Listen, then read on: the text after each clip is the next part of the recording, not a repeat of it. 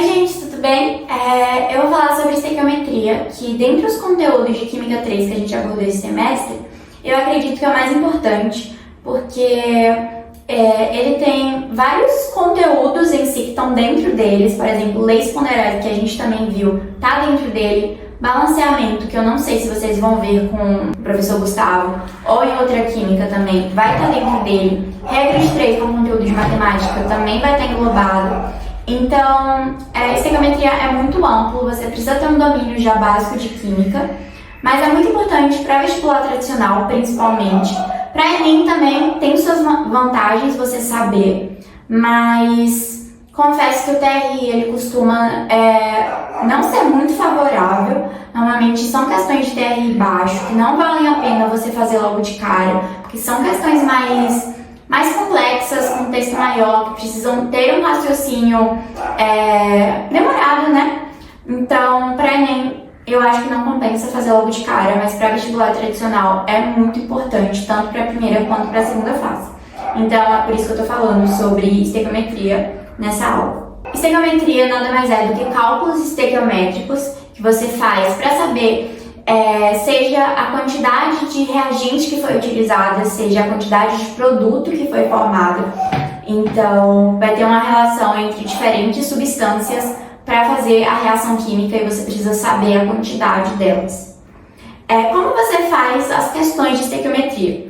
A gente utiliza principalmente da equação química balanceada. Então, vocês têm que fazer, primeiro de tudo, o balanceamento da equação. Geralmente, em questões de estequiometria, já vão ter as relações balanceadas, as reações balanceadas, mas é bom conferir sempre. Acho que vocês ainda não viram todos os tipos de balanceamento, mas o mais comum é aquele da regra do macho, que primeiro vai ser o macho por causa das iniciais, então vai ser macho, primeiro metal, depois a metal, depois você vai olhar para o carbono, depois para o hidrogênio e depois para o oxigênio. O oxigênio geralmente a gente utiliza mais para saber se você está fazendo certo, se deu certo o seu balanceamento. Depois você também vai precisar saber da regra de 3 e por fim das massas moleculares das substâncias. Essas massas moleculares vocês obtêm de duas formas principalmente. Na verdade, uma delas é dada pela própria questão. Então, por exemplo, no Enem, essas massas moleculares já vão ser dadas nas questões, porque não apresenta a tabela periódica no Enem. Então, eles vão falar ou as massas moleculares, já que são as massas das moléculas, ou eles vão falar sobre as massas atômicas, que são as massas dos átomos que constituem determinada molécula. Por exemplo, o metano, que é o CH4. Você precisa saber a massa atômica do carbono e você precisa saber da massa atômica do hidrogênio. Como são 4 hidrogênios, você vai pegar a massa atômica do hidrogênio praticamente 1, é 1,0008.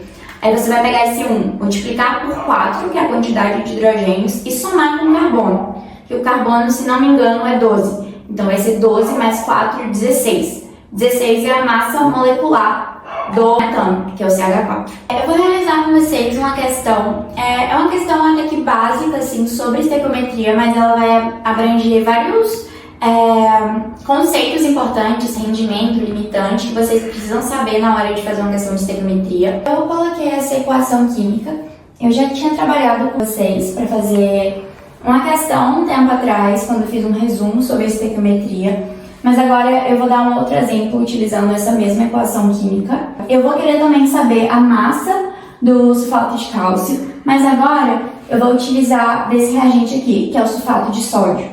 No caso, eu vou ter 3 mols dele e eu vou querer saber quanto de produto eu vou obter, quanto de SO4, CaSO4 eu tenho a partir de 3 mols de Na2SO4. Para fazer essa conta, eu preciso saber sobre massas moleculares. E como é que eu obtenho essas massas moleculares?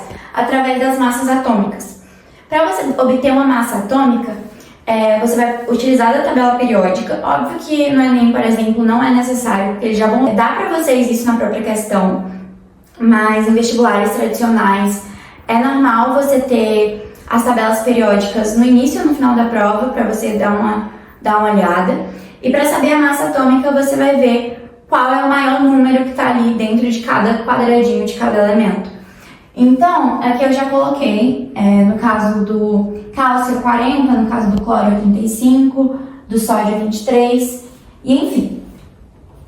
Então, para saber isso aqui, essa equação ela já está, obviamente, balanceada. Se vocês quiserem conferir, é só contar mesmo. Então, por exemplo, aqui eu tenho um cálcio, aqui eu tenho um cálcio, aqui eu tenho um íon sulfato, aqui eu tenho um íon sulfato, 2 NAs, 2 NAs, enfim, é só vocês conferirem mesmo. E para fazer essa conta vão ser 3 mols de Na2SO4, vão gerar X, eu não preciso colocar, por exemplo, massa, mas eu preciso que tenha uma uniformidade dimensional debaixo delas. Então, se por exemplo, aqui eu colocar mol, debaixo vai ter que estar mol. Se eu colocar massa aqui, debaixo vai ter que estar massa. Tem que ter uma uniformidade. Mas, entre a relação, não é necessário. Vão ser X, mais em 1, que no caso é o coeficiente estequiométrico aqui, vai formar, aqui eu vou ter que saber a quantidade de gramas. O cálcio, ele vai ter 40 unidades atômicas. Então, vai ser 40 mais o enxofre, ele tem 32. Então, vai ser mais 32. O oxigênio é 16, mas é 16 vezes 4. Então, vai ser 16 vezes 4. Aqui a gente vai ter que fazer essa continha. Então, vai ser 4 mais 3, 7. 72, mais 4 vezes 6, 24. Sobe em 2. 1 vezes 4, 4. 5, 6. 64. Que vai ser igual a 6. 7 mais 6 vai ser 13. 136 gramas. No caso, é a massa molecular dessa molécula aqui. Então, 1 mol aqui correspondem a 136 gramas dessa molécula aqui.